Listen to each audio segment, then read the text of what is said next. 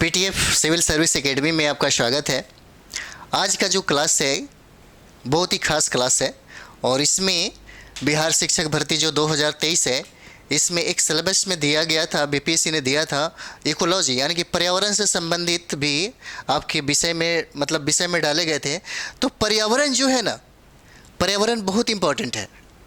यानी कि पर्यावरण की जो आप कह सकते हैं कि जो महत्वपूर्ण स्थान होते जा रही है, और ये आपको देखा जाए तो कभी कभी ज्योग्राफी में पढ़ा जाता है, लेकिन अलग से भी अब पढ़ने की संभावना और पढ़ने का जो विषय वस्तु बन गया है, इस पे बहुत सारे प्रश्न बनते हैं।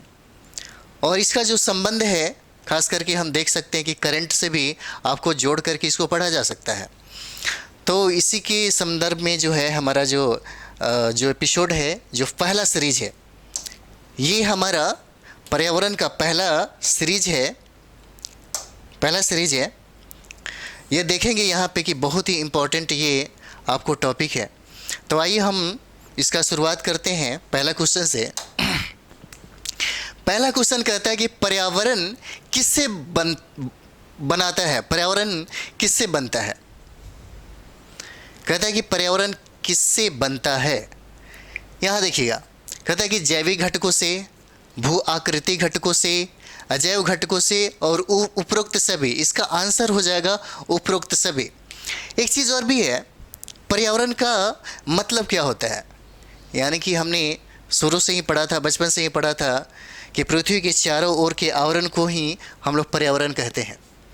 और देखा जाए तो पर्यावरण की जो ये कह सकते हैं जो घटक हैं, हम थोड़ा घटक को भी समझेंगे और इसमें घटक है, 3 घटकों को पहले समझेंगे। सबसे पहले इसका घटक। तो ये जो घटक है इसको हम 3 भागों में बांटते हैं। सबसे पहला जो हमारा ये घटक है, यहाँ पे एक मिनट थोड़ा सा बैकग्राउंड में चेंज कर लो।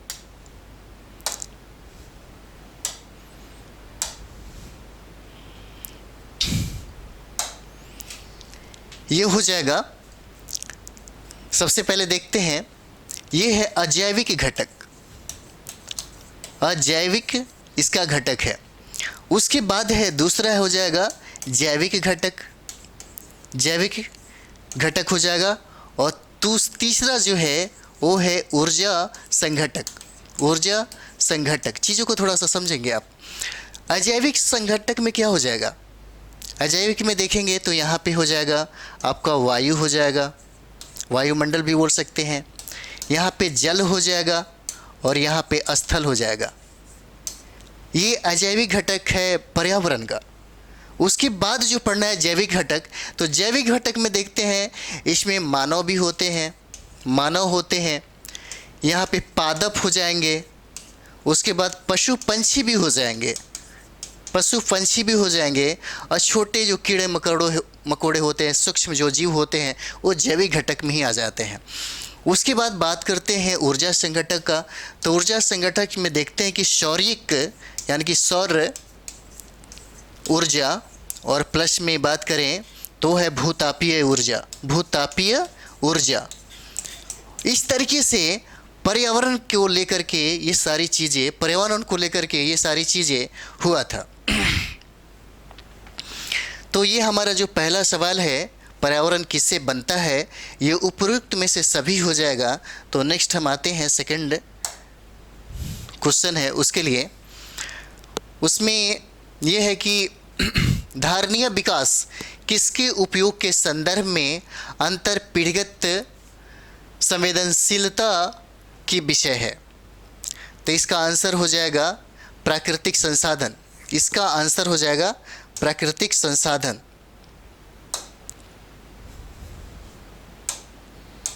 प्राकृतिक संसाधन हो जाएगा।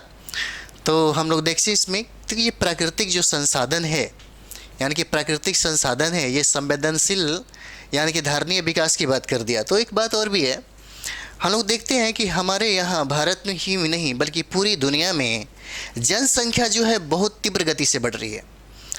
जैसे देखा जाए तो भारत में सर्वाधिक जो जनसंख्या है, यानी कि कह सकते हैं कि पूरी दुनिया में द्वितीय स्थान हमारा भारत रखता है और प्रथम स्थान जो है वो है चाइना का है।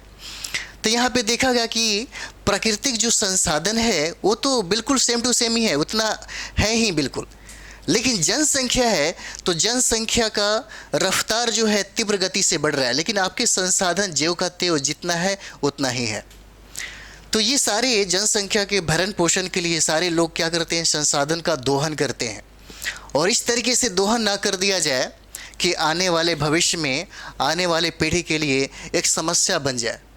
और यही वजह था कि इसको ध्यान में रखते हुए धारणीय विकास या सतत विकास की जो बात हुआ उसको किया गया।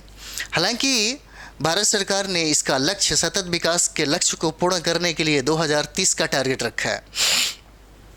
तो यहाँ पे एक चीज़ और भी है कि 1987 में, यहाँ पे देखते हैं 1987 ईस्वी में WCED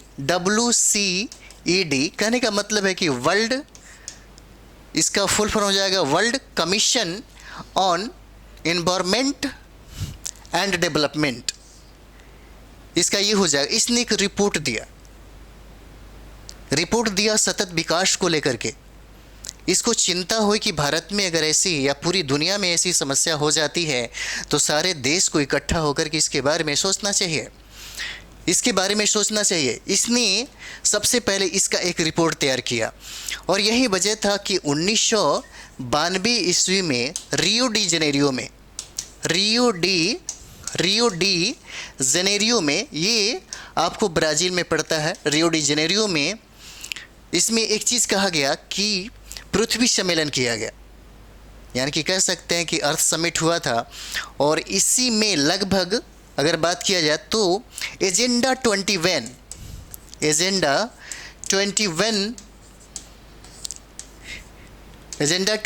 जो है, यहाँ पे एजेंडा 21 जो है, इस पे मतलब समझिए कि घोषणा किया गया।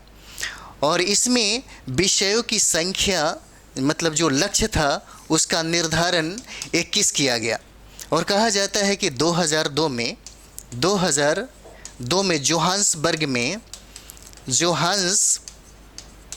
में इसका मुख्य विषय हो गया। देखा जाता है तो सतत विकास का मुख्य जो लक्ष्य या मुख्य विषय जो है इसका यहाँ पे ये हो जाता है जोहान्सबर्ग में। और इस तरीके से अगर सतत विकास की बात किया जाए तो सतत विकास का मतलब यही होता है कि अगर हमारे यहाँ संसाधन का दोहन होता है जनसंख्या के भरण पोषण के लिए, तो कम से कम सारी जनसंख्या इसका सुरक्षा यानी कि वर्तमान की भरपाई को करते हुए जो भविष्य है उसको भी ध्यान में रखना बहुत ही ज़रूरी है। इसलिए सतत विकास की यहाँ पे बात किया गया। और ये पूरी दुनिया में, जैसे प्रथम जो पृथ्वी सम्मेलन हुआ था रियो डी जेनेरियो में, इसमें इसका जो लक्ष्य था, इसका जो मुद्दा था, बहुत ही ज़्यादा व्यापक तौर पे रखा गया। और इस तरीके से इसके लक्ष्य मतलब समझिए कि आगे बढ़ते रह गए।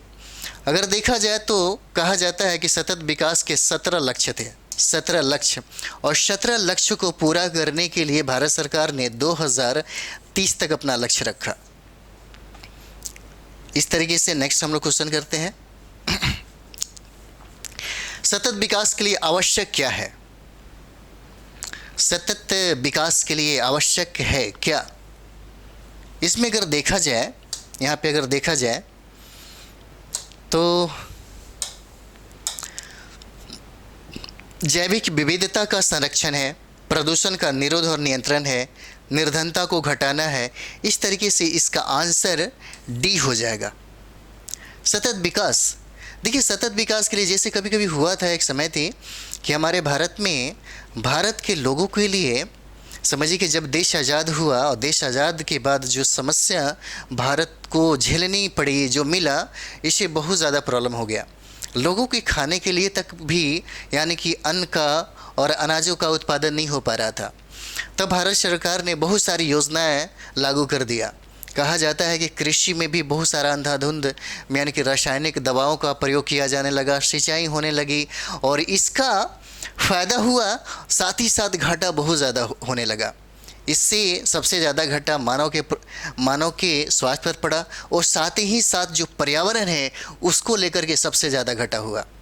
और यही वजह होता है कि यहाँ पे कहा गया कि कम से कम अगर संसाधन का जो दोहन किया जा रहा है, कम से कम वर्तमान के लिए तो है ही, प्लस में जो फ्यूचर है, जो भविष्य है, जो आने वाली पीढ़ियां हैं, उनको कोई समस्या पैदा ना हो, इस पे ज़्यादा ध्यान यहाँ पे देने की कोशिश किया गया था।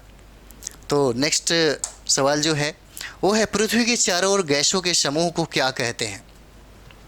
इसको वायुमंडल बोला जाता है, वायुमंडल। अगर बात किया जाए इसमें, तो यहाँ पे देखते हैं इसको वायुमंडल बोलते हैं कि वायुमंडल में बहुत सारे गैसों का मिश्रण होता है। जैसे कह सकते हैं कि सबसे ज़्यादा वायुमंडल में गैसों का मिश्रण नाइट्रोजन का होता है, नाइट्रोजन का। और नाइट्रोजन के बाद ऑक्सीजन का स्थान आता है, ऑक्सीजन का।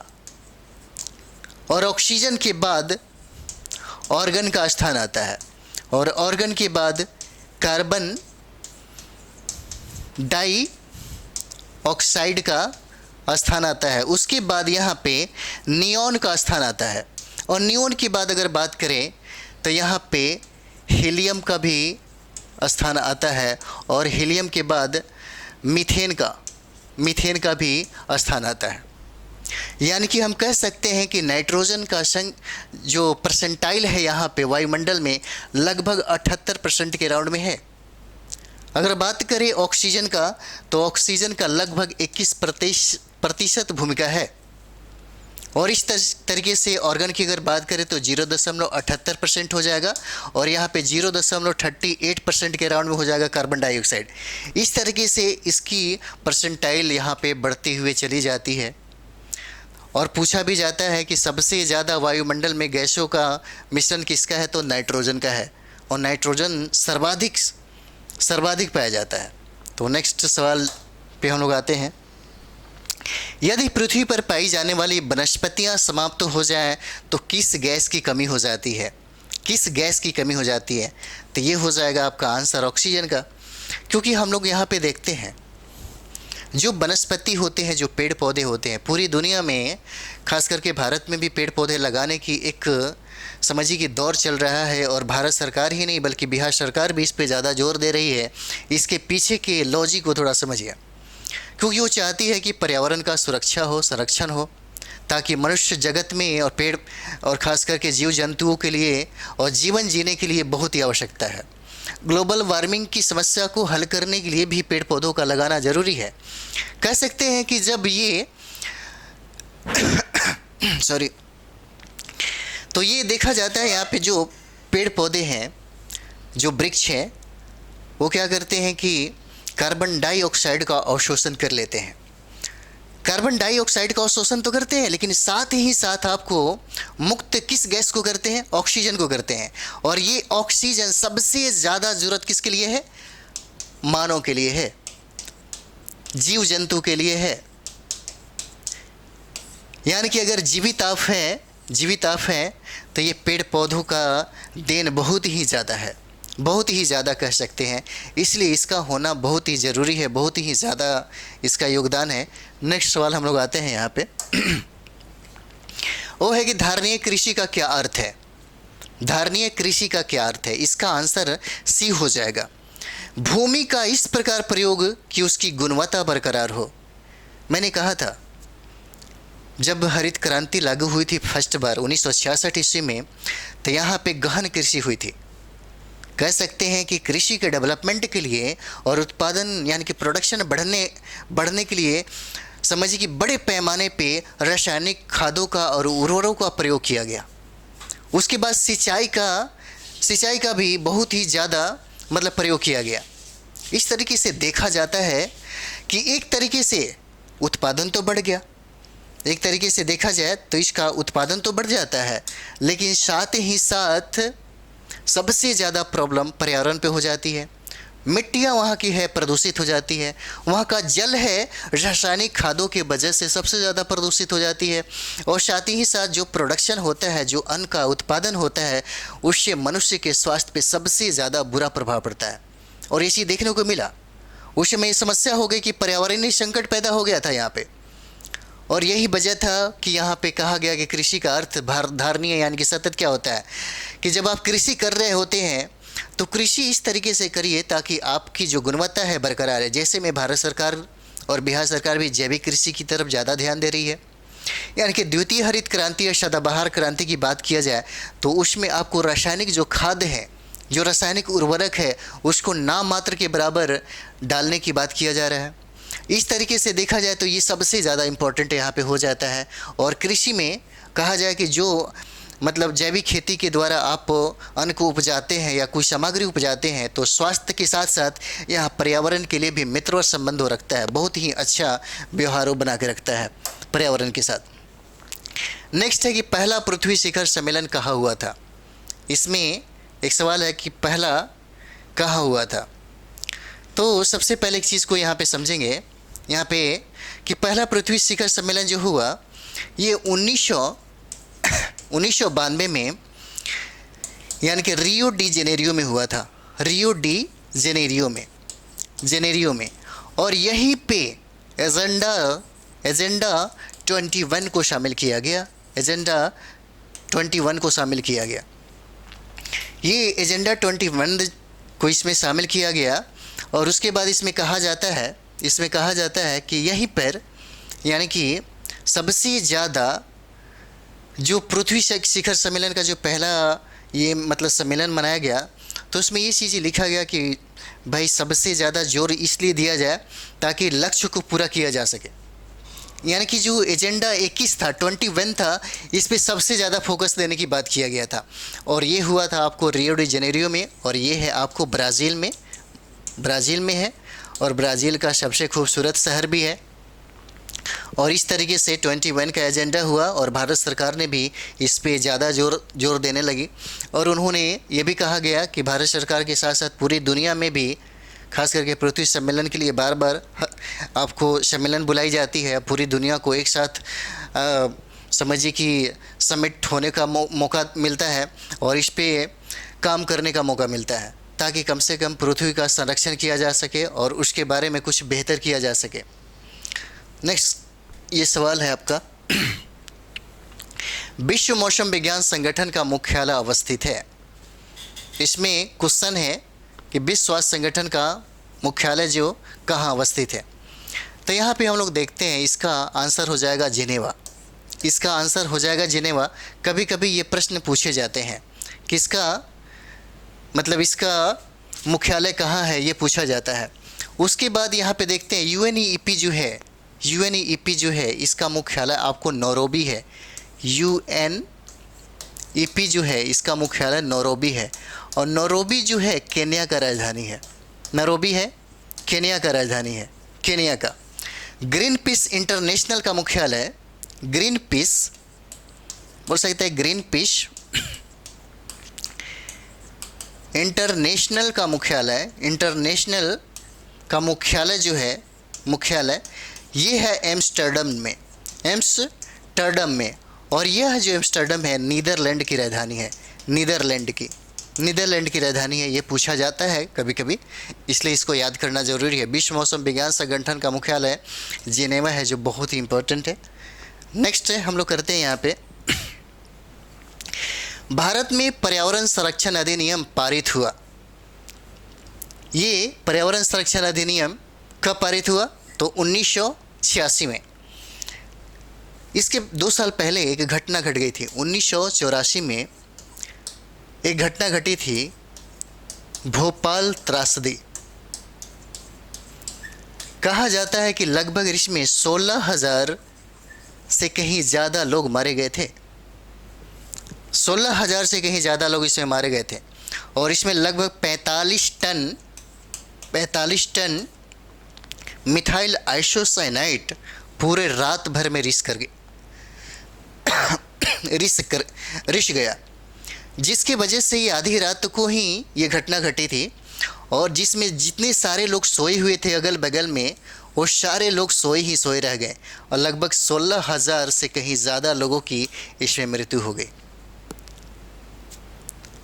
उसके बाद से भारत में पर्यावरण संरक्षण अधिनियम पारित हुआ 1986 में और 1986 में पारित होने के बाद ये पूरे भारत में लागू हुआ। कहा जाता है कि यह जो पर्यावरण संरक्षण अधिनियम जो है अनुच्छेद 253 के अंतर्गत ही इसे लागू किया गया। और कहा जाता है कि पर्यावरण संरक्षण से संबंधित आपको पर्यावरण एक बेहतर हो, स्वच्छ हवा मिले, स्वच्छ पर्यावरण हो, आर्टिकल 21 भी आपको ये फंडामेंटल राइट्स का एक अधिकार आपको देता है। तो यहाँ पे ये देखा गया कि भारत में पर्यावरण संरक्षण अधिनियम 1986 में पारित हुआ और इसे पूरे भारत में लागू कर दिया गया। और ये प्रॉब्लम तब हुई थी 1984 में भोपाल त्रासदी में। नेक्स्ट क्वेश्चन, इको मार्क उन भारतीय उत्पादों को दिया जाता है जो, आंसर इसका हो जाएगा पर्यावरण के प्रति मैत्रीपूर्ण संबंध हो। कहने का मतलब है कि हम एक ऐसे उत्पाद को डेवलप करने जा रहे हैं जिससे पर्यावरण को हानि न हो, यानी कि कह सकते हैं कि पर्यावरण और इस उत्पाद को एक ऐसा मित्र और संबंध हो ताकि इसको जांच किया जा सके, इसको साबित किया जा सके, और उन उत्पादों पे ही ये इको जो मार्क है वो लगा दिया जाता है। जिस उत्पाद पे इको मार्क मतलब इको मार्क लगता है तो आप समझ जाइए कि यह बिल्कुल पर्यावरण के अनुकूल है, प्रतिकूल नहीं है।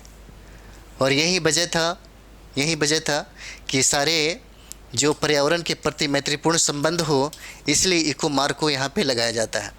इस तरीके से 10 प्रश्न जो हैं, 10 प्रश्न का डेली आपको डिस्कशन मिल जाएंगे और इसमें ये कोशिश होगा कि आपके सारे के सारे चीज़ें एक डिस्कशन के तौर पे हो। और सेकंड, थर्ड, फोर्थ इस तरीके से मतलब समझिए कि आपके सारे एपिसोड जो पर्यावरण से संबंधित होंगे वो सब के सब आपको मिलेंगे। और हम ये चाहते हैं कि अगर ये एपिसोड आपको अच्छा लगता है तो इसका सब्सक्राइब करिए और शेयर भी करिए, कमेंट्स भी करिए। कमेंट्स से हमको पता चलेगा कि आपको और क्या चाहिए, ताकि हम और बेहतर से बेहतर इसमें कुछ पुट कर सके, कुछ बना सके। धन्यवाद।